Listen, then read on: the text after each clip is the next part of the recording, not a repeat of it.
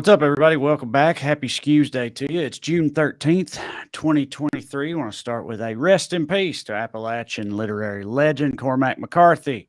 Passed away today at the age of 89. Got to say, pretty good run, I reckon. I'm Trey, and that's Mark. How you doing there, Mark? Yeah, I'll take 89 instead of whatever's behind door number one. Mhm. The irony is, I wanted to prep like a good news show, and then Yeah. Cormac McCarthy died. So it's like we got good news. We got Well, he yeah. had a quote about how death is only hard for the living. I'm Mhm. obviously I can't just do the quote, but it was something like the dead themselves are far beyond death. It's the living that have to deal with it. And then he says something like, "Nothingness is not a curse, far from it." So I think he's cool with it all. Yeah, I remember when my dad died. My mom insisted on getting the most expensive casket, and I was like, Hmm. this is for you, mom. Dad doesn't Hmm. care, you know."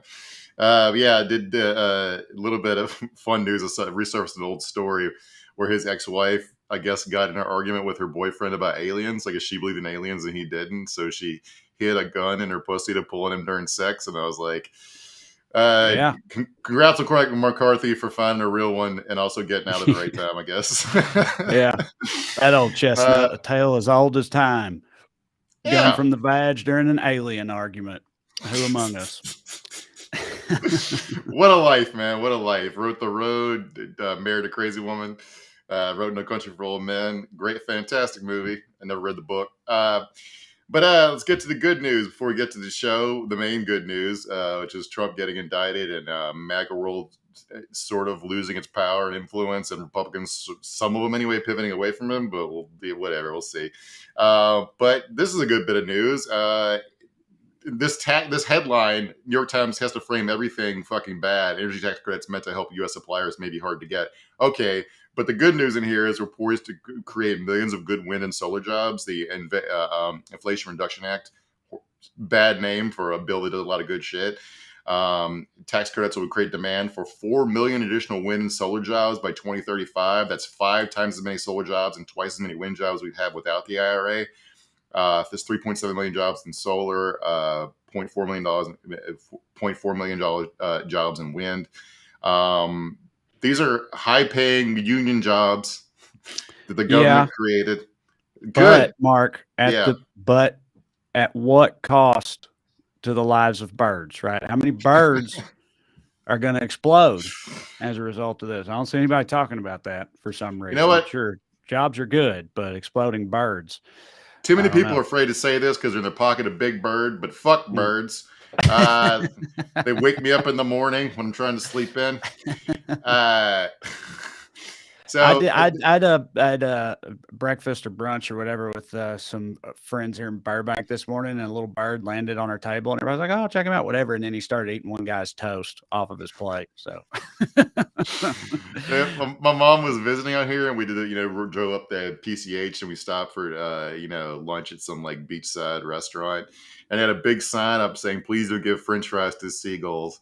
And my Mhm. mom goes, "Oh, but come on, they're cute." She threw one French fry on the sand, and then Yeah, 1,000 yeah, seagulls came out of nowhere harassing them yeah, at the restaurant. yeah. I don't know if you have to give them to them or not. I think they'll just take them. Seagulls, they take what they want. Sometimes I saw a video of a seagull walking in a store and stealing a bag of chips, just walking out. Yeah, So. my wife and I were down at like the Santa Monica Pier when we first started dating, and there was like a pelican. And I had no idea before this, but apparently I am deathly afraid of pelicans, and I think rightfully so. Uh, they are frightening birds. They're humongous. They got giant chompers. They will kill you and eat you. And I do not apologize for my healthy fear of them. But yeah, anyway, these are good jobs that it can't be pushed offshore, and that's great. Inflation's down. The Inflation Reduction Act works. People are working. The economy's booming, and all you're going to read about it is bad fucking news. Yeah. So Hmm. anyway, yeah. All right. Why does the Times frame it as they might be hard to get? What's that part about? I don't know why they frame it that way. Yeah, it's a new industry. The permitting is hard to figure out, but permitting reform is one of the things they were fighting about the debt ceiling fight, which of course Republicans want if they want more oil and gas leases, but also you need to permit this stuff faster too. The government is like can get out of the way a lot of this shit, and we'd be better off. Some of the regulatory stuff we can't get. I-95 bridge collapsed in Philadelphia, and they're saying it'll take like years to replace it. It's like China will build like 300 miles of high speed rail in like a week. It's like, Right. Just fucking do stuff, man. I don't know. Yeah. Producer Matt is with us as always. This is Weekly Skews. Before we continue, I do want to remind you guys of a few things. Of course, number one, if you'd like to see me perform live, and I really hope you do, go to TreyCrowder.com, check out all my upcoming dates. Got a whole bunch coming up in the latter half of 2023 and going into 2024 as well, coming all over the place. So you should come and see me. In the process, TreyCrowder.com. Get your tickets now. Number two, and more me doing stand-up news. My special Damn Boys available on my YouTube channel for free. It is. That's right. You can get it by just going and clicking. Check it out. Watch the whole thing. Enjoy it. Laugh your butt off. Tell me how great it was. Or not. If you just watch it and like it, that's fine too. You don't have to tell me anything. But I hope you'll check it out. And then lastly, if you enjoy this program and would like to show some support, you can do so by signing up on Patreon. You go to weeklyskews.com/more or go on Patreon and look me up. Either way works. $5 a month gets you access to full-length bonus episodes. We just did one last week. We do, a couple of months. We cover things we don't get to in the main show, things that come up in between, just stuff we want to talk about. We do Q&As on there, a lot of fun stuff. We're having fun with it. We hope you will consider checking it out and supporting the show. So that's weeklyskews.com/more. All right. As for the show tonight, we're going to be joined shortly by Chief Legal Correspondent Drew Morgan to discuss all things indictment round 2. That's right. The former president has been indicted for the second time, this time for 37 federal counts, which I'm no lawyer, but seems like a lot to me. Luckily, Drew is or was a lawyer, so we'll break it all down a little later. But first, quickly, let's do a daily dumbass. Matt, graphic, please.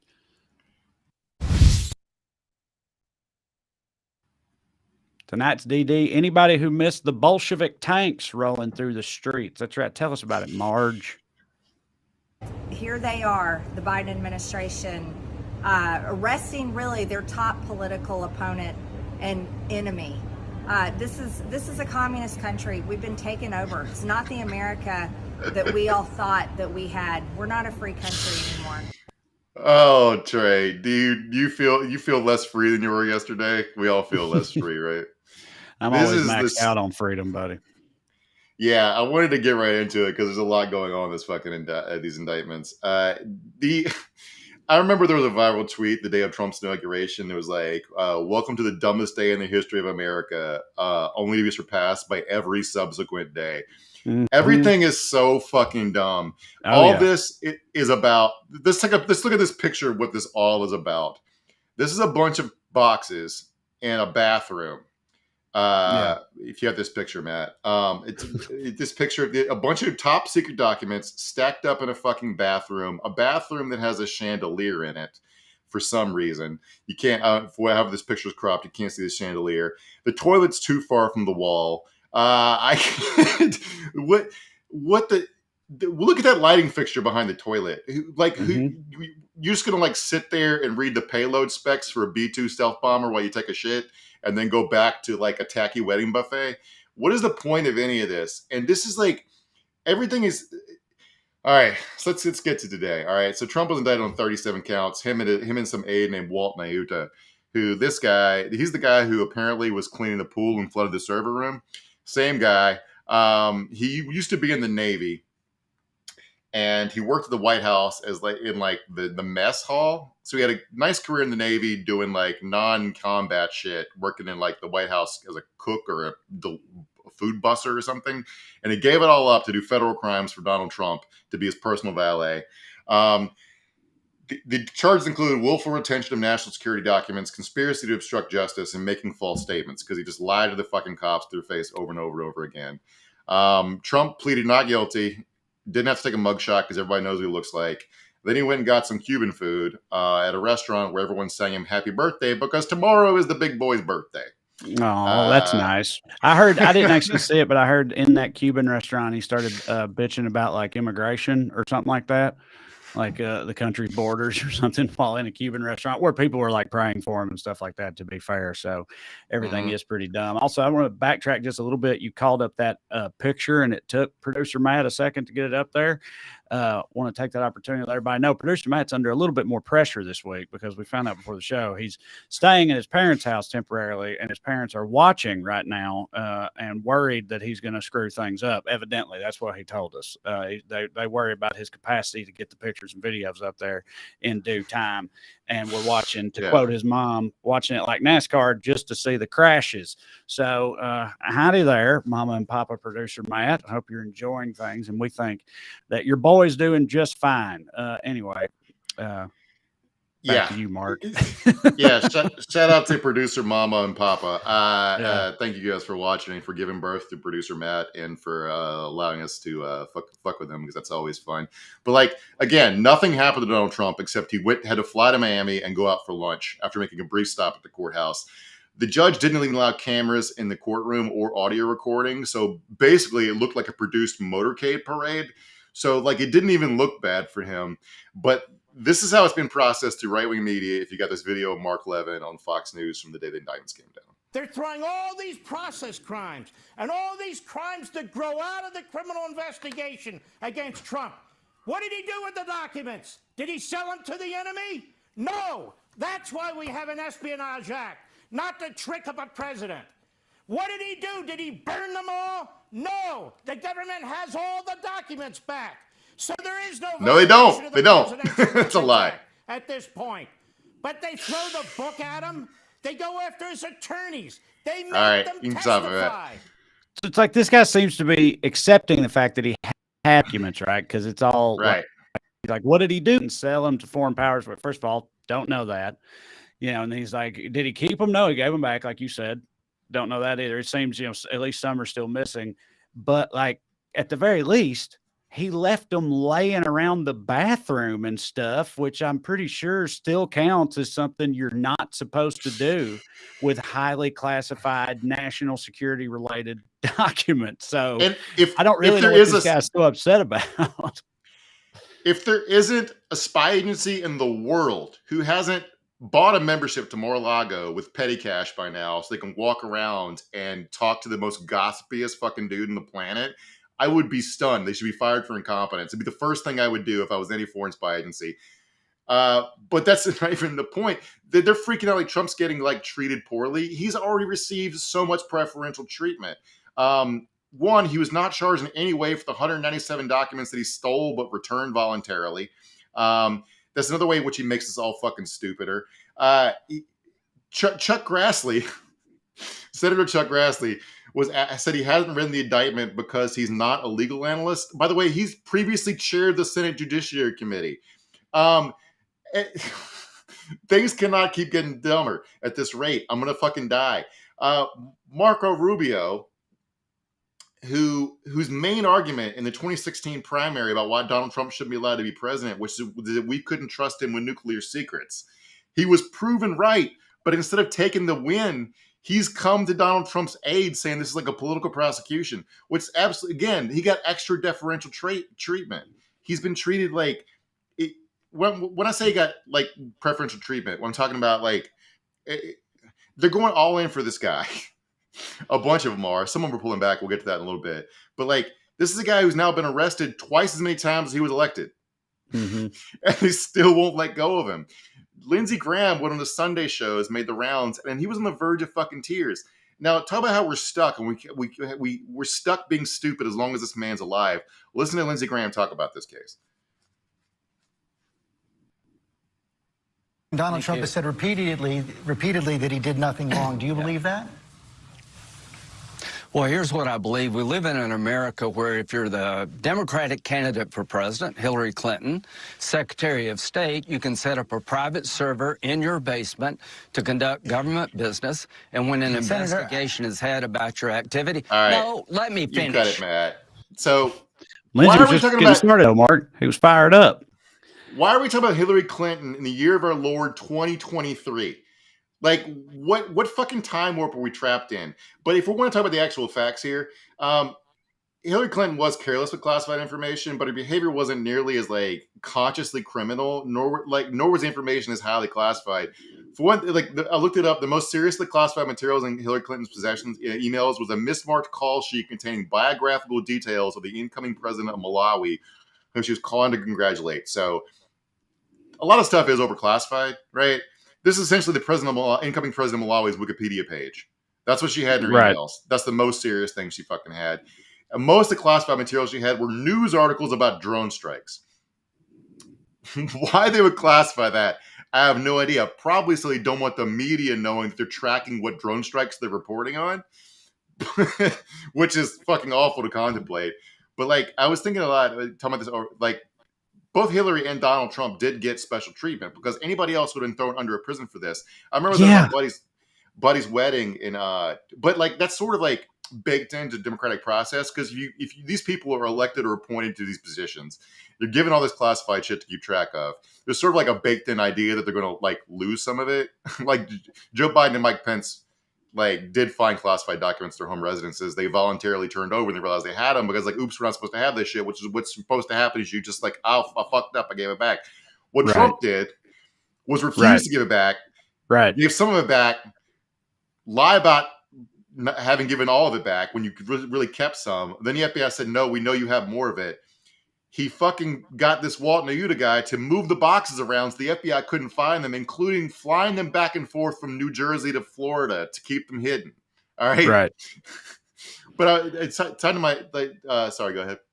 I was just going to say, like, yeah, the idea that, you know, like you said, it's kind of baked in. Oh, you could fuck up. Oh, didn't realize I had that or whatever. But then you realize and you just give it back. There's a whole other level of, I mean, it is bad that he had them all, but what's really bad is that he like had them, knew it, was told he wasn't supposed to have them, continued to keep them, gave some back while keeping others, and then also just the way he conducted himself in regards to the ones that he kept, which we'll get to a little bit later. But on that note, Drew is here. We'll go ahead and bring him out and just have a three-headed dragon for the rest of the show. What's up, Drew? Hey guys, I was in black and white backstage and I was very nervous, so I'm glad to see myself in color here. I thought perhaps my phone knew that I was in the rural South and thought, well, let's take it back to the 50s, just like they do with voting. I was going to ask where, yeah, so you're back home in Morgan County. What's the climate like there? Oh, Drew? buddy, pandemonium in the streets, celebration everywhere. There was a parade earlier. Everyone is so relieved that the Orange Man is behind, but no, honestly, no one knows. That's the funniest part of this. My father-in-law was watching Fox News all morning. The lead story, I'm not kidding, the lead story was the Oklahoma women's softball team won the World Series, and the lead story was that they gave God the glory. I am not, that's not hyperbole. That is literally what it was faith in sports, giving God the glory. Oklahoma World Series champs, and they had some milquetoast white girl on there who could probably hit a long ball talking about how Jesus was the reason that they won. By the way, they haven't lost in 9 years. Oh, hell yeah. Congratulations to the Oklahoma women's softball team. And Jesus. and Jesus. Yeah. Jesus is always newsworthy. Okay. But anyway, go ahead. We wanted to have Drew on because Drew's not just a lawyer. He's also a former defense lawyer. He also worked in the Miami Public Defender's Office. So he has experience, and helping criminals get off in Florida, which is an important theme of this episode. I was about to tell Trey about this high school classmate of mine. I was hanging out with at a buddy's wedding in like must have been 2016. And she went on to work in the CIA. From context, she couldn't say what she did, but like doing overseas shit. And she was really, really mad about Hillary's private email server, not because of politics. Her politics are probably center left, but because she was just like, I would fucking go to jail for like 1,000 years if I had done that. And she's probably not wrong. Just like Donald Trump, if I got caught with like nuclear secrets in my toilet, I'd be fucking under a prison. But he's not, and they're still crying about him getting like the two-tier justice system fucking him specifically, and it's driving me insane, right? These people cannot stop crying. Like we have a one-to-one case here. Reality Winner just got out of prison fairly recently. She put one national. She was a security worked for a private contractor, defense contractor, who went outside the scope of a security clearance, look up documents on Russian election interference, and she found some evidence that Russia trying to hack like some local voting precincts. She mailed that document to The Intercept, a publication, and was sentenced to 5 years in prison. When she was arrested, she did not get released on recognizance like Donald Trump did. She went directly to jail and was never released until she'd finished serving her sentence, which ended up being like 4.5 years. So fuck anybody who thinks Donald Trump's being treated unfairly. He's being filleted by the criminal justice system after being caught. Anyway. Drew, I wanted to ask you just generally, because Mark said you were at you were public defender in Miami specifically. Obviously, this is like a singular case. It's literally unprecedented. I get all that. But like, and also it was years ago when you were there, but like, just based on your knowledge of that region and the justice system and the courts and whatnot, like was it pretty okay? Was it corrupt as hell? Like, how did it stack up American justice system wise? Were you like, yeah, fuck this place, or obviously at the federal level? So Trump's being indicted in federal court. That's its own ecosystem, for lack of a better word. But Miami-Dade itself is of kind of the Wild West when it comes to the court system, other than maybe Orleans Parish. I don't personally know of what I would call an unhealthier situation in terms of the courthouse, police's relationship with the public, judge's relationship with the public, judge's relationship with the police, prosecutor's relationship with public defenders, et cetera, et cetera. I mean, we were taught and trained to be cowboys.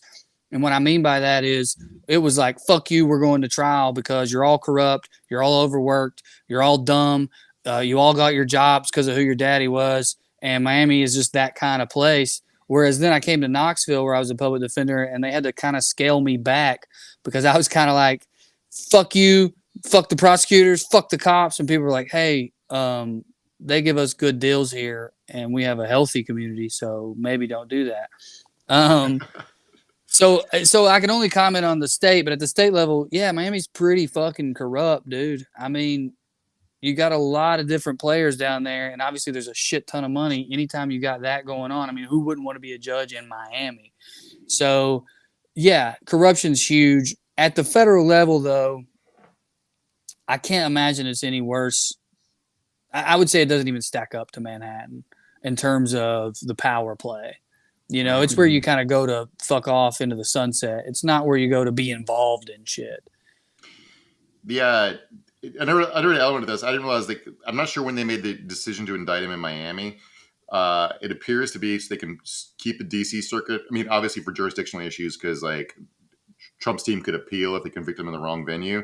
But there's an argument to be made that he also committed the crimes in DC because that's where he stole the documents from.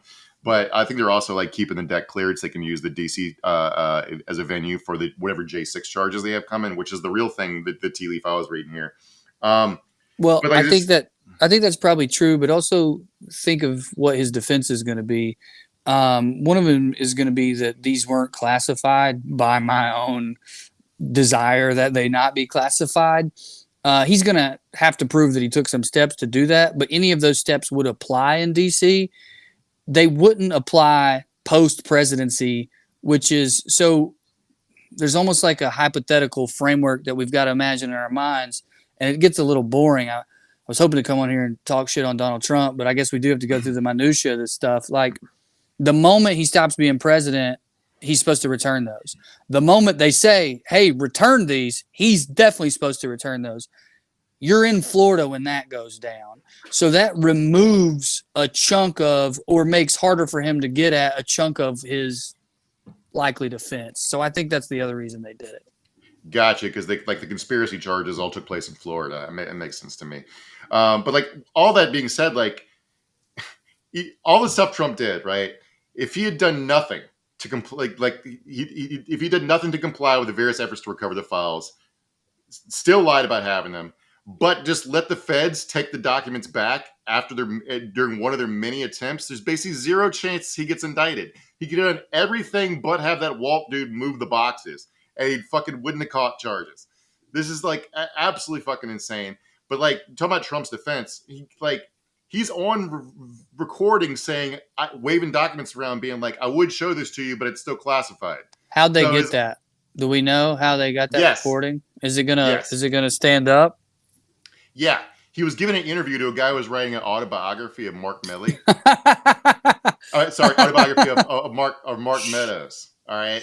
That's so funny. That's like the one law school exception to everything that you would be able to throw. It's like, wait a minute, you're telling me that this dude was talking to the press?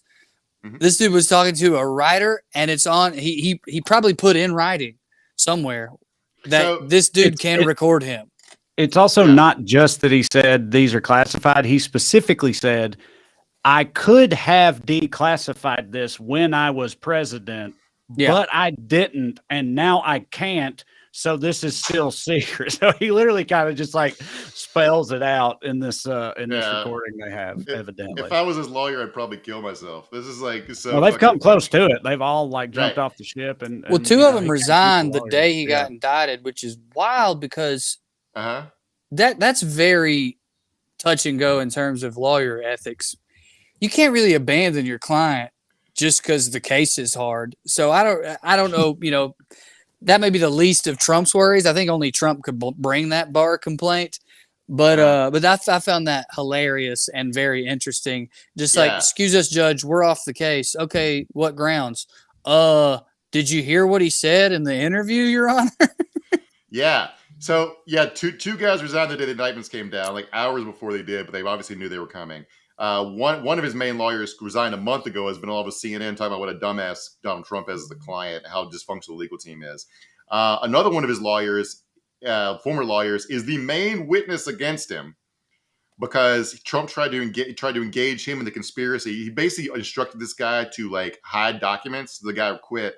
And the state and the Department of Justice pierced the crime fraud exception because the reason he quit because Donald Trump was trying to get him to participate in a crime, so there's really no defense there. But yeah, they tried to get this article right here in the Rolling Stone says they tried to recruit Alan Dershowitz to take over as his lawyer in this case, and he turned them down. This is a guy that represented O.J. Simpson pro bono and flew around with Jeffrey Epstein. He's like, "No, I'm not doing this shit." But sorry, go ahead. I was just going to ask Drew. So that you mentioned a lot of the evidence is coming from one of his former lawyers who he tried to get to participate and the guy didn't want to, whatever. I also read an interview that Trump gave. He was lamenting all this, saying that either he said it used to be this way or it should be this way or something, that lawyers aren't allowed to be witnesses or take part in like a case like this on account of their lawyers. Drew.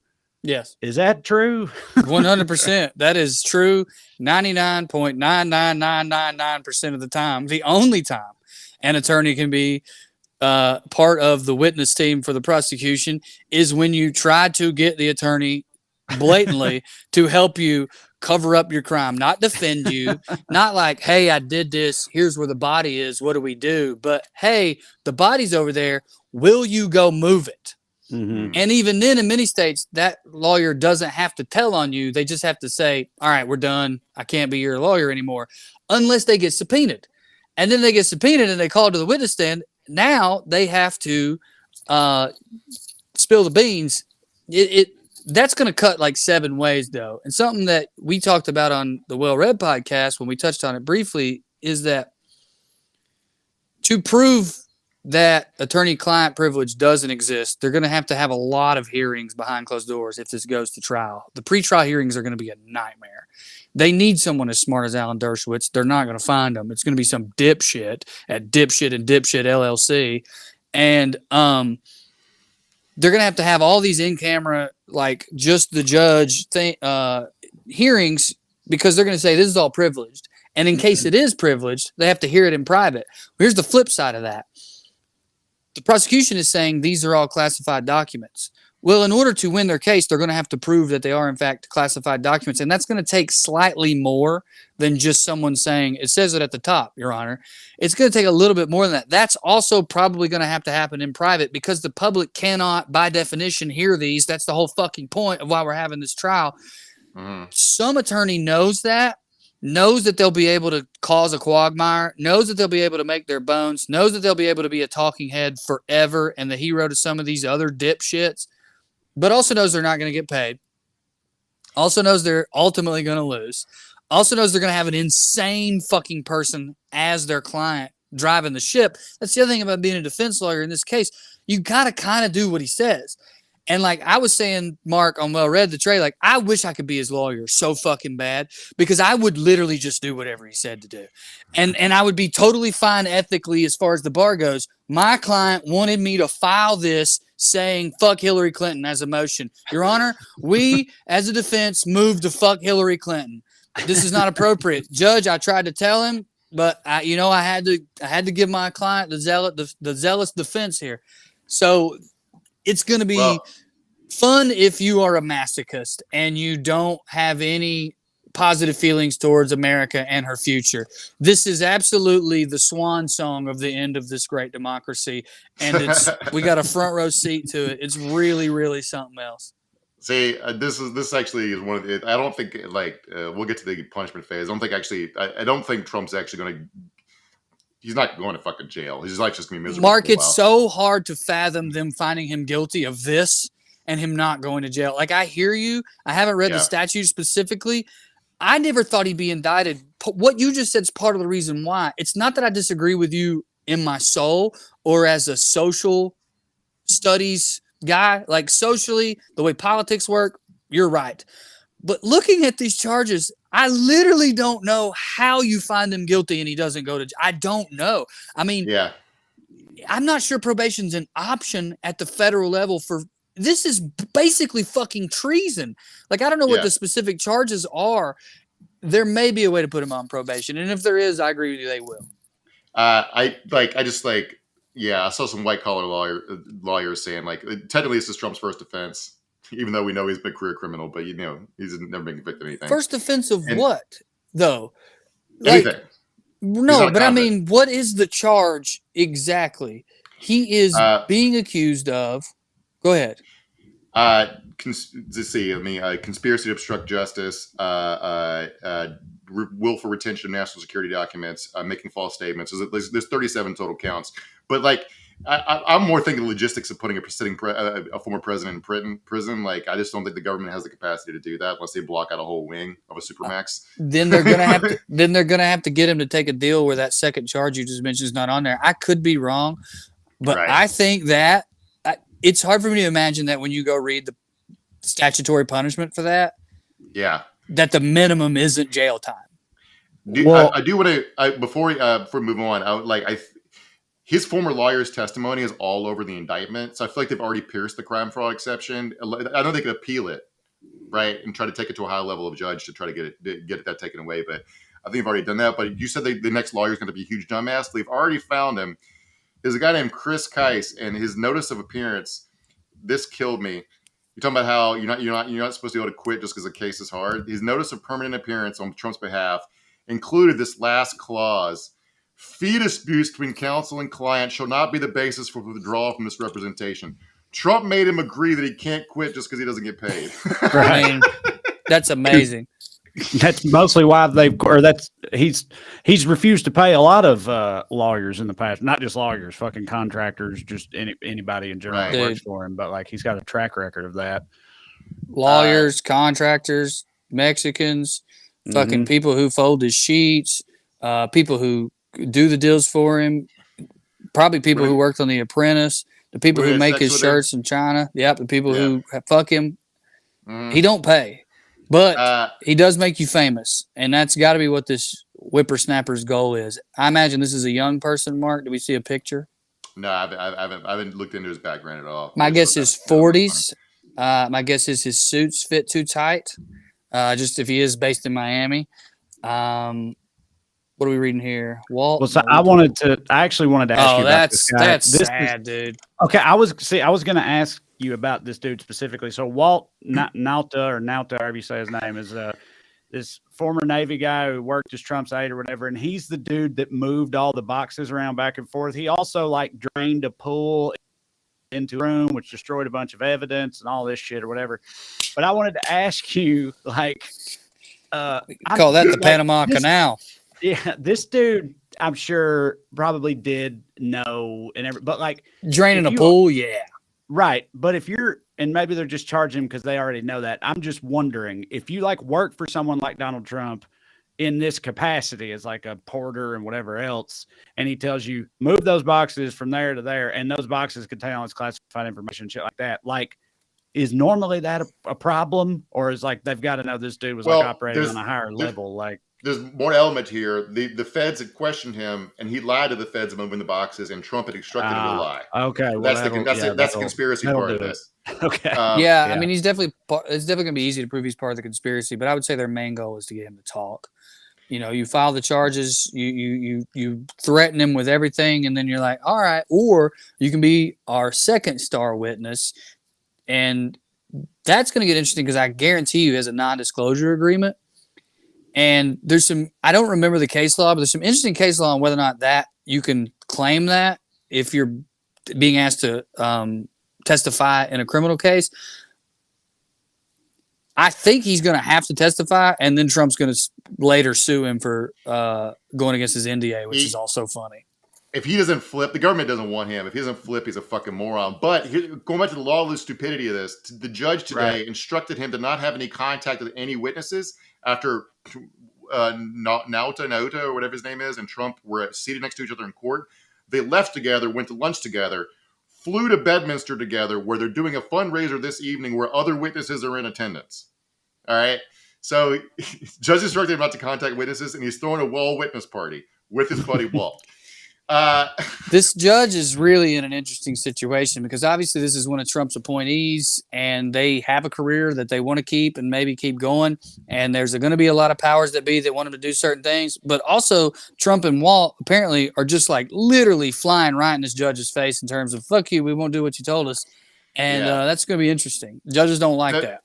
The main case, they drew Eileen Cannon again, who's the same judge who tried to fuck this case in the beginning by appointing a special master for the documents and trying to stop the government from investigating. She's a Trump appointee. But the judge today for the arraignment was a different judge. I don't know that person's background. Well, whoever it is, they have the power to hold them both in contempt, which is what they've done. Right. That's what crime they committed today. Yeah. They're just doing more fucking crimes the day they got to... Okay. And potentially witness tampering. Mm-hmm. Yeah. Just doing it. What's going to be hilarious is if Walt is mic'd up right now so that they can get him on another one. Now that would fucking rule. If somebody was like, he's going to tamper with this guy, let's just let him. Mm-hmm. Yeah. Well, on that note, like we mentioned, a lot of the cases against him are built from like his former lawyers and stuff. And if this dude flips, and others talking about like Mark Meadows flipping and stuff like that, and they call it, the opposition, calls it a witch hunt and everything, but a lot of the evidence and testimony is going to be coming from people that work directly for Trump. But I guess their rationale would be like, yeah, but they have a vendetta against him because he, whatever they couldn't handle how patriotic he was or something. This is not look, innocent people do get railroaded by cops forcing their friends to turn against them, but Trump's not like a corner weed dealer. All right. Like, I even hate the fact people using allegedly in this. The government would not come for a former president who might be their boss again in 2 years if they didn't have all the T's and I's dotted. Man. T's crossed. So, like, the idea that, like, they wouldn't pull the trigger on this without fucking having him dead to rights is, like, extremely silly to me. No, the only time people lose federal cases as on the prosecution side is when their evidence gets thrown out. And they have an overwhelming amount here. It's not going to happen. He's going to lose, which I can't believe I'm saying that because I just didn't think anything like this was going to happen a year ago. That's where I get back to the jail thing, though, Mark. Like, he could still be their boss, especially if he's out, because he's allowed to run, which I'm sure you guys have covered. So all this is wild. This is completely unprecedented. I think the people who are up in arms, the fair-ish gripe that they have is that Hillary Clinton did break a law. And it is sort of similar to Trump's. She didn't do it repeatedly, blatantly, nor say on tape that she was doing it and continuing to do it. I'm reminded of that movie Grown Ups, where Paul Rudd's girlfriend has that client, and then he's like, "That's not me." And then on tape he goes, "I can't believe it's me, John Jones, committing a crime in a way." And it's like it's that freaking blatant. So, I mean, dude, my point is, morally, these people, if they want to talk about, like, if you feel aggrieved and you feel like the media and everyone skews to the left too much and Hillary's evil and part of the Illuminati, nothing about this will dissuade you. I get that. but the other side of that is, yeah, but she is a better criminal. This is part of why she would have been a better president. She accidentally committed this crime. The one she did on purpose, we don't fucking know about.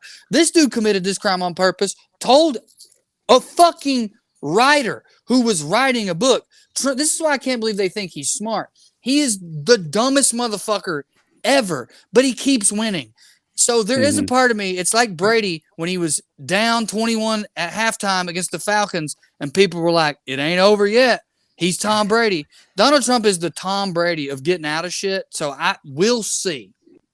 Yeah. Well, like you said, he told something to her, he confessed it to a writer, but he did that on tape, on the record, but like reportedly, he was just showing everybody that came through all of these and like bragging about that was Hitting like too hard. That dude. was apparently his whole motivation. I'm sure he probably sold some of these and did whatever else too. It wouldn't surprise me, but like reportedly, he mostly was just like trying to hit people in there and being like, "Hey, check this shit out. That's pretty rad." Right. Yeah, I can't let you read that. I know you'd like to. It's top secret. That's why. But his only crime is hitting too hard. I agree. All right, so hold on, like just like Matt. I know we're jumping around a lot, but let's go down to the motive section because like he was, as far as I can tell from the indictment, just hitting. All right. So this is the headline I'm reading right now. Trump's messy bragging is all over this indictment. Like, give me a quote from the indictment here. It's like highly confidential, he says. The tape. This is on the tape that was recorded. It's like highly confidential. CNN reports the tape captures the sound of paper rustling as if Trump was waving a document around. Secret. This is secret information. Look at this. He says in the transcript. You attack and then the transcript cuts out, presumably because they cut out the stuff that was classified that Trump was telling the fucking reporter about. Well, like. That's funny because one of my hypothetical defenses that Trey asked me to give some defenses when we did Well Read was, well, I would argue with the tapes, he was lying. Like, he was just waving some papers around trying to get his dick sucked. Like, oh, these are classified. And then he'd be like, yeah, Trump's the consummate entertainer. Were you not entertained by that? But if he's literally reading them on the tape. All right, so in that scenario, if that was the case, then the government fabricated evidence against him because they recovered a bunch of top secret shit that he had. All right? No, I'm not talking about them fabricating evidence. I'm talking about on the tape, it seems like he's doing it. But his defense is, yeah, I wanted the person I was talking to think I was doing that. But really, it was just some resumes or whatever. But what I'm saying is, even that very goofy defense, which is pretty paper thin, won't work because apparently he's not just going, see these? These are classified. He's then going, I mean, look right here. And then he's reading them.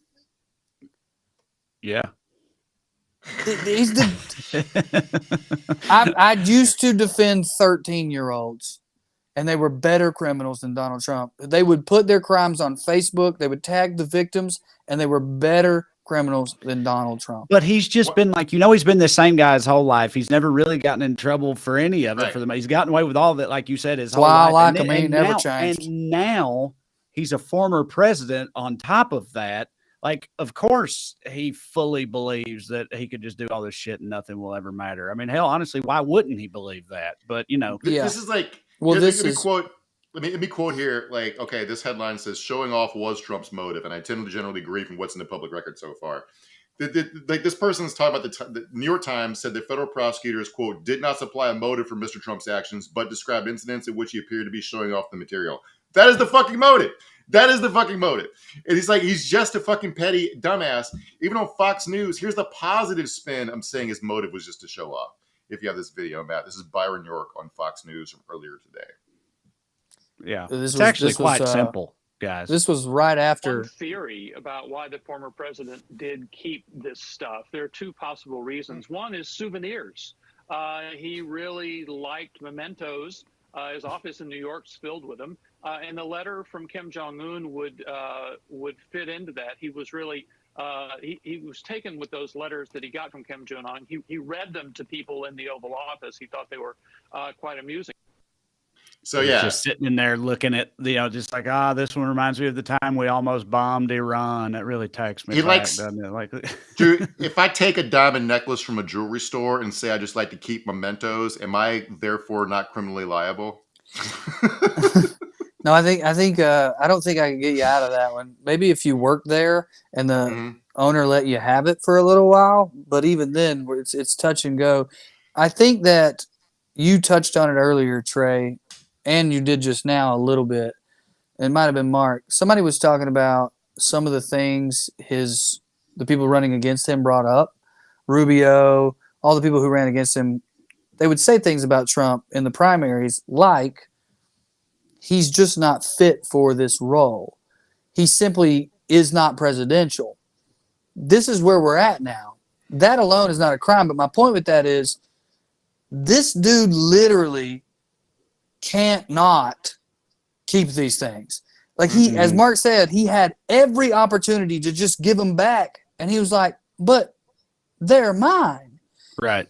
He can't, his brain's, it's really wild. His brain is genuinely unique. I have to give him that. It cannot fathom that he don't get to keep the letter from Kim Jong-un. But it wasn't. It was also a war plan for like. Let's get to the war plan for invasion of Iran, because we talked about that in a previous episode, but there's no context to it. But the context here is hilarious, because what had happened was, because the ego thing cuts both ways. It's not just showing off; it's also like a psychic defense, like protecting his own ego, thinking he can't not hit. All right. So when he was talking to the Mark Meadows biographer, the context of this, before we get to reading this in a second. There was a story at the end of the Trump administration with anonymous sources said that the chairman of the Joint Chiefs of Staff, Mark Milley, had warned the Defense Department and commanders in the field to not follow any illegal orders coming from the White House, because the White House was so fucking chaotic and Trump was going crazy. And the context of it was like Milley was basically saying he was worried that Trump was going to order an invasion or a bombing of Iran to sort of wag the dog as part of an effort to stay president. All right. So what Trump was doing when he was talking to this writer was you can put that back up, Matt. He's saying that it wasn't my idea to invade Iran. Here's a military plan to invade Iran they made. They gave it to me. Let me read this quote, Trump. This was done by the military and given to me. I think we can probably, right? Staffer, I don't know. We'll have to see. Yeah, we'll have to try to. Trump, declassify it. Staffer, figure out, yeah. Trump, see, as a president, I could have declassified it. Staffer, yeah, laughter. Trump, now I can't, but this is still a secret. Staffer, yeah, laughter. Now we have a problem. Trump, isn't that interesting? All right, so... Dude, as script writers, there's so much going on in those parentheses with the laughter. As an actor, it's just like, what kind of laughter is that? Yeah. Nervous laughter. He's showing a writer a plan to invade Iran, which again we talked about previously, but like they have plans to invade everybody. They're planning to invade all our fucking apartments. They're in a list somewhere. It's not proof that Trump wasn't dangerous with regard to Iran, but he's making himself the subject of a federal criminal indictment to push back on a 3.5-year-old news story everyone already forgot. But he remembers because it's petty beefs all the way down. So you follow order of events with Trump's personal beef with fucking Iran. He scuttled the Iran nuclear deal. He postured frequently about attacking Iran, scaring his own generals. He ordered a drone strike that killed an Iranian general named Qasem Soleimani, who was a huge national hero over there, which was such a crazy action that Mossad repeatedly turned down the opportunity to kill fucking Soleimani. And Mossad is infinitely more crazy than the CIA. So he got offended. Then he got offended the generals were afraid he might invade Iran. But then he got a hold of a top secret standard Iran invasion contingency plan, and he stole the plan to settle the score against Mark Milley. All right. We're so deep into Trump lore that no one understands it but Trump. God. So I wanted to ask Drew a couple other lawyer questions about this, or at least one. Like you said earlier, it's like if they convict federal cases have like 98% prosecution rate or something crazy high like that. They've got all this evidence. You're like, if they convict him, I don't know how you give him probation with something like this. But on the convicting him part, one thing I'm curious about from your perspective, like there's going to be a jury, right? Like how do you go about that? Because I know one of the things they said about this Cannon lady who's his appointee and is a lunatic herself, like she could fuck with the jury selection process, knowingly putting people on there who are like, wearing red hats in court and, whatever else. But like, how do you approach that anywhere in this country? Like, all right, listen, first of all, the whole jail thing, I should have been more clear. I'm in if he won't take a plea. Yeah. And there's, That's the only reason for him to take a plea right now, is if they say, we won't give you any jail time. And it would be the logical thing for him to do, because then he can play the victim without being in jail and can run for president again and then pardon himself or whatever the fuck he's got planned for that. But because it's Trump, because he's so petty, he stole a document to win an argument that was 3 years old that no one else even remembered, he might go to trial. That's a nightmare for everyone. If he loses, and that's what I meant earlier, I can't imagine him not going to prison if he loses at trial. I don't think you can force the state or the feds to take you to trial and then expect probation at the end on this case. On the other side, to your point, Trey, it just takes one. Right. It just takes one fucking juror, and he has a right to a trial by jury. The state cannot decide to do a trial by the court, by judge. It just takes one fucking juror, and they can literally just go, not guilty. Mm-hmm. Why? I don't think he did it. And that's it. Right. So wrap yourselves up in that tonight. Everyone who thinks the orange man bag go away. If you, it's funny to me that like we're across the Rubicon moment in a lot of ways, because like at this point, both the government and Trump are in a weird box. Because you're right, like any plea deal Trump would be offered would probably include an agreement for him not to run for president. I don't know if they can do that legally. I don't know how they could. Sure they can. But the thing is, I don't know how. If Trump accepts that deal, but then still runs, the government goes back and prosecutes him. But then he can rightfully say he's being politically prosecuted for running for president. See what I'm saying? So like, this is a hugely weirdly complicated situation. But just to get for the record, the charges, he's being charged on the Espionage Act, and the Espionage Act charges face each defendant for each charge faces a maximum sentence of 10 years. They're not going to sentence consecutively. I guess it'd be concurrently, whatever they did. The tampering and concealment charges, these carry a maximum prison sentence of 20 years. What's the minimum? I mean, minimums go all the way down. I didn't see a minimum. But like, these are 37 charges. So anyway, the reason I'm asking, Mark, is there are some federal laws where probation is just not even allowed. Right. I mean, like he would plead down to a lesser charge, though, right? He could. Yeah, that's what I was saying. If he makes them take him to trial, I should have been clear earlier. I can't imagine him not going to prison. He should take a plea, and that's exactly why I don't think he's going to. And this is why he's the Tom Brady of committing political crimes. He is down 30 at halftime, boys. But it literally just takes one juror, one Rob Gronkowski juror catching 4 touchdowns over the middle, and my man is back in the game. Maybe he just knows that, or is banking on that. Like, good luck putting a jury together that doesn't include at least one person who's, a Trump lover or whatever. I mean, God knows. I mean, I'm sure he's convinced that he could never actually go down for this. But, buddy, the more I'm thinking about it, I think I could win this fucking case. I'm not even. I mean, it's a lottery ticket, right? Because you said you got to get 12 sane people will be like, obviously he's guilty and vote. Voir dire. Yeah, it's all one of voir dire is when you pick the jury. If this goes to trial, that's the whole fucking case right there. Right. And I don't know at the federal level. In Florida, you can only strike 3 apiece. So if there are 4 MAGAs on there, there's nothing you could do as a prosecutor. Mm-hmm. You're losing. Can we, before we get out of here, I wanted to talk about because there's going to be so much. He's going to fucking walk. But then he's got to deal with the J6 charges in D.C. with the D.C. jury. I don't like his chances of finding a MAGA hat there.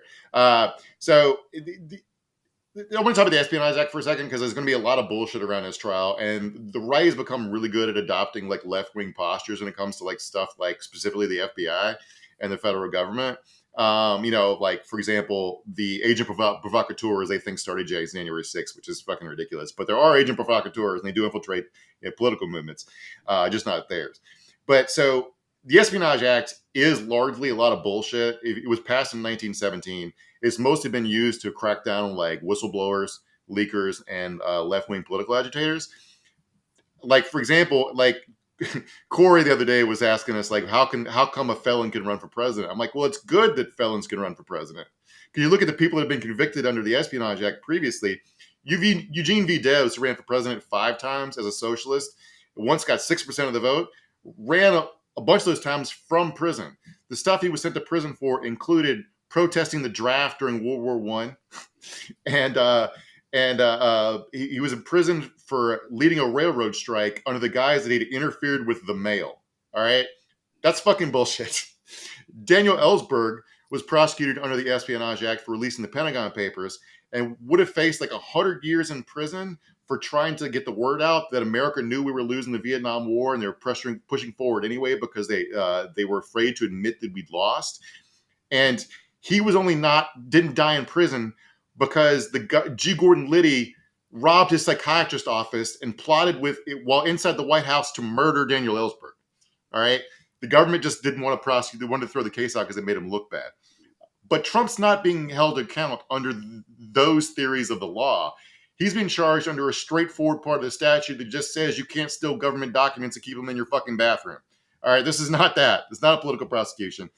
End of my fucking rant about the Espionage Act. Man, right, I personally had 50 on Mark bringing up G. Gordon Liddy, so I got to collect that. Yeah, dude. The fascism in America, what's so scary about it is it's not like iron-fisted murdering people, and that would be scarier, and that might be what's coming. But it's how adaptable and good at PR it has become. And that thing you're talking about, Tucker Carlson made a career and a fuck ton of money doing it, which was co-opting anything the left does or claims and applying it to your guy. And now they're just doing it, trying to make Trump seem like some sort of victim. But it's already working. I mean, that's been working for years. That's what January 6th was about. Trump's been a victim even when he was the president. He somehow played the victim. Being able to be the bully while playing the victim is the most lucrative thing you can do in America right now. Trump's going to keep doing it. He's great at it. And I'm sorry, it took me this show to decide it, but I think Trump's going to walk. He's going to force him to go to trial, and he's going to win the trial. And there's nothing we can fucking do about it. And there's nothing we can say even. It's like, did he get a fair trial? Yeah. Well, I don't really care if he walks. I just don't want to be president again. Completely agree. Yeah. Katie Coffee Mug says no one thought the grand jury would indict either, just not fretting about that one juror. Yeah. All right. We'll see what happens. Mark, before we get out of here, Mark, I just want to ask for a quick update from you, though, on his followers and how they treat him in fashion on January 6th and all that. I was led to believe that today would be the start of Civil War Part 2, right? Or another Civil War. Right. I want to ask what actually happened there before we leave? I had a whole section that, just so the viewers can know the background here, I had a whole section that outlined about the scene at the courthouse today. So there's a bunch of worries about violence because people have like January 6th in their head, but January 6th was well orchestrated and planned, right? They had months to get ready for it. This indictment was handed down on Friday. Also, Trump doesn't have the juice that he used to. But people online were talking a lot of shit about let me read a couple quotes here. They were trying to find out the names of federal prosecutors and find information about their children and families. And on R. the Donald, someone said their children are fair game. I want blood. MAGA will make Waco look like a tea party. I'm buying more ammo. I want blood. I want fucking blood. But then the Donald, which is where January 6th was largely fun. planned. Yeah. Mm-hmm. The Donald went down on Sunday while they were trying to agitate and plan, and nobody knows who did it. Anonymous said they did it, but also congressmen were threatening violence. But again, nothing happened today. Right. And wouldn't bust a grape in a fruit fight. Mm-hmm. There were 4 busloads of people who were supposed to come down for Orlando, but they only got enough people to barely fill 2 of them. Right. Of the people that were there at the courthouse, there's about 1/3 media, 1/3 protesters, and 1/3 vendors who were selling like a bunch of Trump merch. And also there's a lady there selling mangoes. The MAGA mango girl. I know her. There was one lady from Nicaragua who's hugely pro-Trump, who was walking around with an open cup of beer, drinking it and giving interviews and talking about a 2-tiered system of justice in America while she was freely public drinking. There was a guy there walking around carrying a pig's head with an American flag stuck in the mouth. No reason, no context. I know it's a real pig's head because it got discolored as the day went in the 90-degree heat. But even the 1/3 there of the protesters are there. That half looks of those, so photoshopped. right? We live in such a cartoon fucking country now that Yeah, Jesus. I don't know. I didn't understand why is Trump the pig who got slaughtered unfairly? Is it the pig stand for cops? I don't. Why is the American flag in his mouth? I don't know. But half the 1/3 of protesters there were counter protesters, which I don't know why you'd go down there to yell about Donald Trump's guilty. When I was like, somebody's gonna set off a fucking truck bomb. There was a lady there, a wine mom having the time of her life, and a shirt that said Antifa, and I was like, this. Oh, God bless this fucking country. Well, good for So her. she's touring. She's like the Yeah. Grateful Dead. She's like a deadhead, but for Trump indictments. All right. Right. Yeah. Well, maybe she'll I have bet at least she's one more fun. to I go hope to she's at in the Bonnaroo. future. Yeah, well, I found it. I was pretty convinced it wouldn't be another January 6th, and that's at least something of relief that it went as somewhat comically as you just described, Mark. We're out of time. Drew, tell everybody like they should come see you and stuff, right? What do you want them to Yeah, look up, listen to? Yeah, thank you. I will be in Fort Collins, Denver, and Boulder at the end of the month. That would be the 29th, 30th, 1st, and 2nd. You can go to drewmorgancomedy.com to find tickets.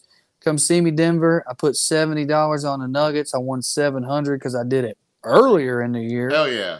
Go Joker. Go Joker. But yeah, just follow me there. You can listen to Gravy Baby, the podcast I have with DJ and Carmen. If you're familiar with me, you know about that. If you're not, it's not political at all. We just talk about what makes us happy, which is mostly DJ's goat. And then Drew Morg comedy on all the platforms. Follow me. And yeah, if you're in a good mood today, great. If this is the best day of your life, fucking go to therapy. Like, he's the Tom Brady of getting out of shit. I'm just warning you guys. Buckle up. Right. So on that encouraging note, I'll also remind you, TreyCrowder.com to get tickets to see me, weeklyskews.com/more to sign up on the Patreon, get bonus episodes and support the show. And you can check out my special Dan Boy on my YouTube channel. That'll do it for now. We'll be back next Tuesday. See you in